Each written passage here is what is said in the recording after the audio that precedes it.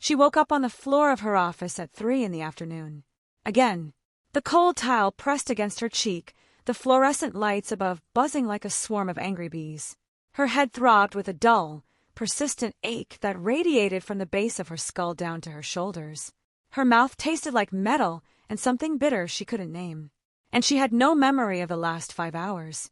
Not the phone call she was supposed to make at 11. Not the quarterly report she'd been reviewing. Not even getting up from her chair. The meeting with the investors from Austin had been scheduled for 10. She had missed it. Again. 3 canceled meetings in 3 weeks. Her assistant had stopped making excuses for her. The clients had stopped believing them. And when she finally managed to push herself up onto her elbows, blinking against the harsh overhead light, she saw her sister, sitting in her chair, behind her desk. Victoria's fingers were laced together, her posture perfect, her expression somewhere between concern and something else. Something that looked almost like satisfaction. "You're awake," Victoria said, her voice soft, almost maternal. "I was about to call someone." "You've been out for hours, Claire." Claire didn't believe her. She didn't believe the concern in her voice, or the way Victoria's hand hovered over the phone like she'd been seconds away from dialing 911. Because if Victoria had really been worried, she would have called someone 4 hours ago. Her name was Claire O'Sullivan, third-generation Irish-American, raised in a small brick house on the south side of Denver where her grandmother's rosary still hung by the front door and her father's crucifix watched over every meal like a silent judge. She had built her marketing agency from nothing. No business loans, no venture capital investors, just 15-hour days and a refusal to fail that she'd inherited from her grandfather, a steelworker who'd crossed the Atlantic with $20 and a willingness to bleed for his family. By the time Claire turned 32, O'Sullivan Digital was pulling in $2.3 million a year. She had 12 employees, office space in a renovated warehouse in the River North Art District, and a client list that included 2 Fortune 500 companies and a Denver-based tech startup that had just gone public. And then, 2 years ago, her sister had come to her with an offer. $50,000 in exchange for a 20% stake. Victoria had been unemployed for 8 months, her resume a graveyard of 6-month stints at marketing firms that had all ended the same way. Performance issues, personality conflicts, quiet resignations before she could be fired. Their father, a devout Catholic who still attended 7 a.m. Mass every Sunday at St. Catherine's, had begged Claire to help. He'd sat across from her at the kitchen table in the house where they'd both grown up, his hands folded in prayer position, even though they weren't praying, and said, "She's family, Claire. We don't abandon family. That's not how we were raised." So Claire had said yes. She'd signed the papers, deposited Victoria's $50,000 into the company account, and given her sister a title, Director of Client Relations. She'd even cleared out the office next to hers, the one with a window that looked out over the Denver skyline. She regretted it now. The blackouts had started 3 weeks ago. The first time, she thought it was stress. She'd been working 70-hour weeks, sleeping 4 hours a night, surviving on cold brew coffee and the kind of adrenaline that makes your hands shake. The second time, she blamed dehydration. But by the third time, by the time she woke up on the floor with Victoria sitting calmly in her chair, her fingers steepled like a CEO addressing the board, Claire knew something was wrong. The pattern was impossible to ignore. Every blackout happened after she drank the coffee Victoria made for her. Every single one. Victoria always arrived early, always around 8:30, always with 2 cups from the cafe down the street, the one with the chalkboard sign and the barista who knew their orders by heart. She always handed one to Claire with a smile that felt just a little too tight, a little too rehearsed.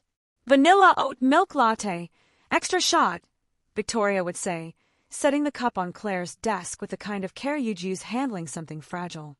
"You need the caffeine. You've been working too hard." Claire had tried to ignore the suspicion.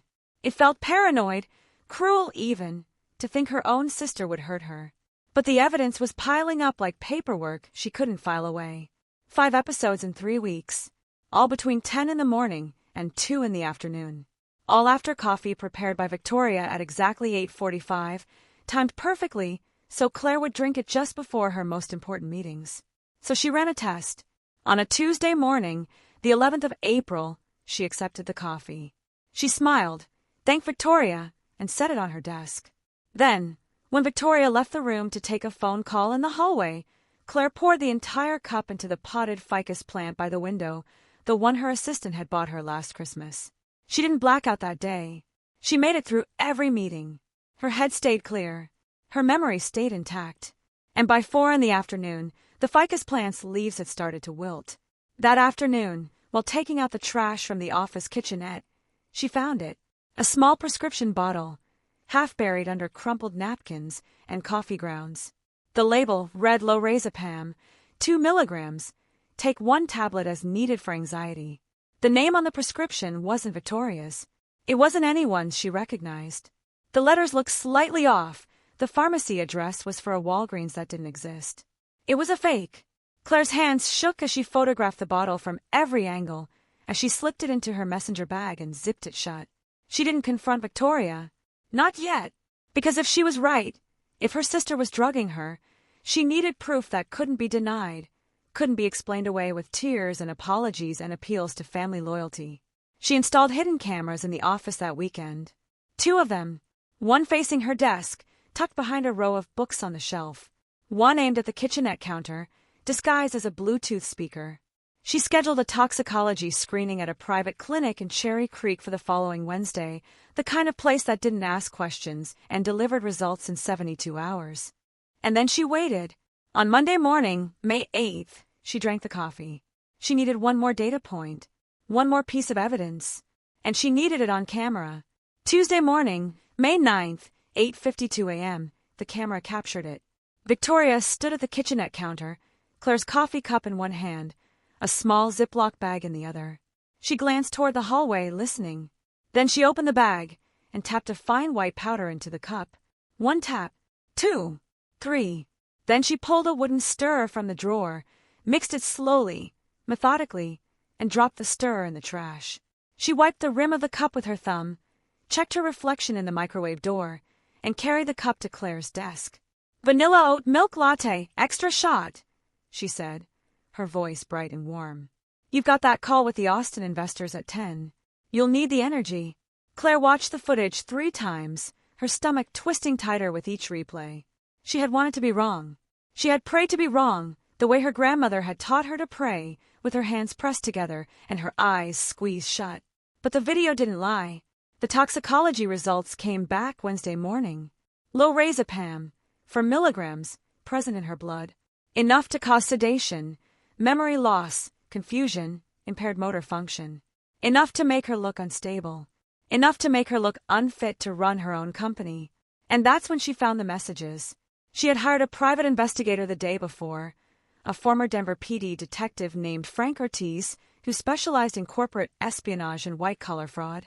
He had accessed Victoria's phone records through legal channels, her emails through a subpoena Claire's lawyer had quietly filed. And buried in the threads was a conversation with a lawyer named Thomas Welch, Esquire, based out of a small firm in Boulder. The messages were damning. "Victoria, May 10th, 9:14 a.m. She's out again. Move forward with the papers." "Thomas Welch, May 10th, 9:17 a.m. Conservatorship documents are ready. We'll file Monday. Judge Hayes is sympathetic to family health concerns." "Victoria, May 10th, 9:20 a.m. And the shares." "Thomas Welch, May 10th, 9:22 a.m. Transfer automatically once she's declared incapable of managing her affairs. You'll have 80% control by end of month. The 20% stays in her name for optics, but you'll have full operational authority." Claire read the messages twice, sitting in her parked car outside the investigator's office, the engine running and the heat blasting, even though it was 70 degrees outside. Her chest burned with something colder than rage. This wasn't just poisoning. It was a coup. A planned, calculated theft of everything she had built, everything she had sacrificed for, every 15-hour day and sleepless night and client pitch she'd won on nothing but skill and refusal to quit. Her sister wasn't just trying to hurt her. She was trying to erase her. Claire called her lawyer first, a woman named Rebecca Cho who had handled the incorporation paperwork for O'Sullivan Digital and didn't waste time with pleasantries. Then, she called the Denver Police Department. She asked for the detective division. She said she had evidence of poisoning and fraud, and she wanted to file a formal complaint. By 2:17 that afternoon, She was sitting in an interview room at the District 2 station, a folder of printed evidence on the table in front of her. The detective, a woman in her 40s with graying hair and sharp eyes, watched the security footage twice. Then she made a phone call. By 9 the next morning, Thursday, May 12th, a restraining order had been issued. Victoria was barred from entering the office, from contacting Claire directly or indirectly, from coming within 500 feet of her. And when Victoria arrived at the office Thursday morning at 8:35, coffee in hand and that same too-tight smile on her face, 2 security guards were waiting in the lobby. They escorted her out through the glass doors, past the reception desk, past the rows of cubicles where every employee watched in silence.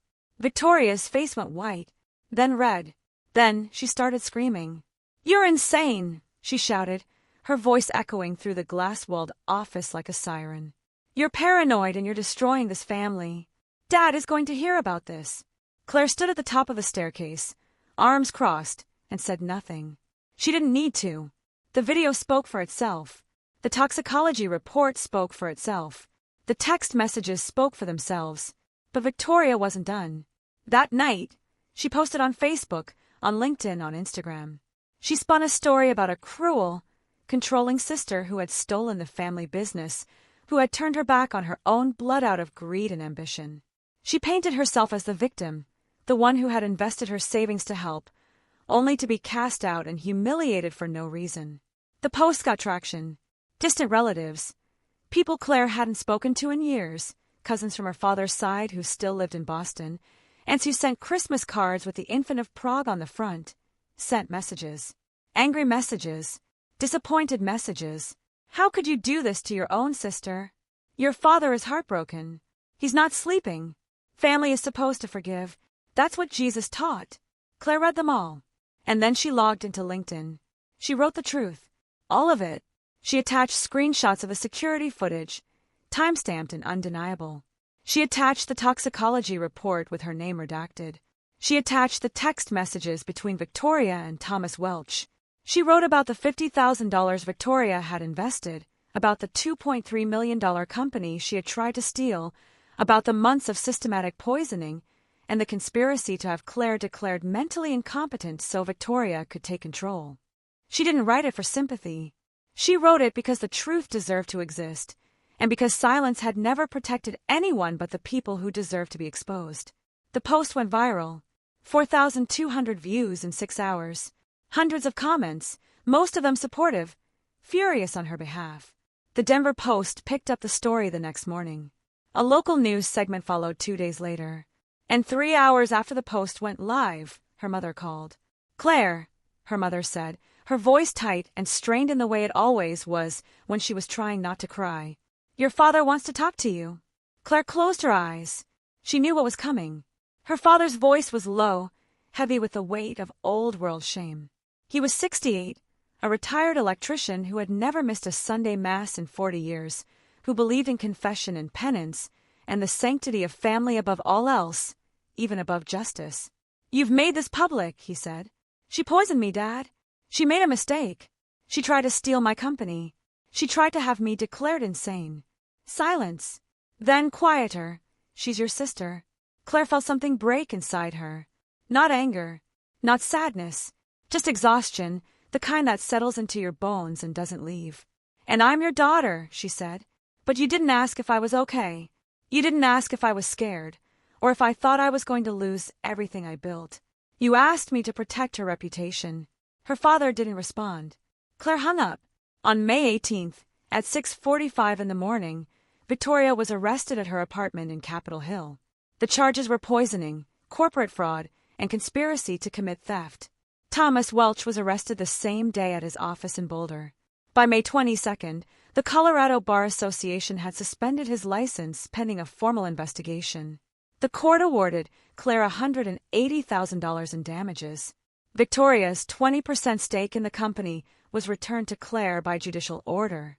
The conservatorship documents were voided before they were ever filed. Victoria's public defender tried to argue diminished capacity, emotional distress, sibling rivalry taken too far. The judge wasn't interested. The evidence was too clear. The intent was too obvious. Victoria was sentenced to 18 months in Denver County Jail. Thomas Welch lost his license permanently 6 months later.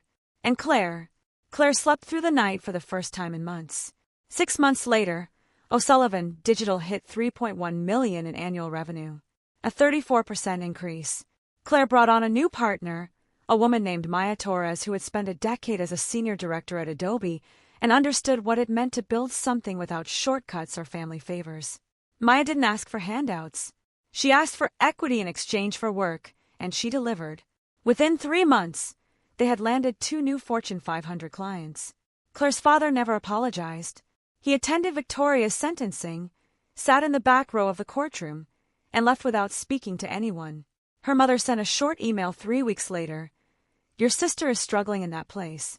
I hope you're happy now." Claire deleted it without responding. She wasn't happy, but she was free.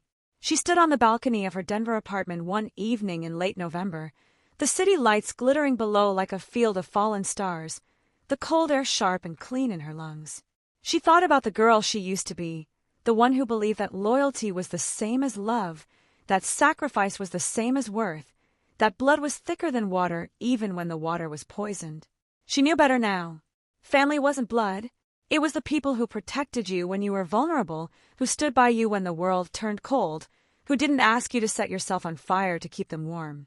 Victoria had taught her that, in the cruelest way possible. But Claire had learned, and she would never forget. If you've ever been betrayed by someone you trusted, someone who should have protected you, you're not alone. Share your story in the comments. Sometimes the hardest boundary to set is the one that saves your life.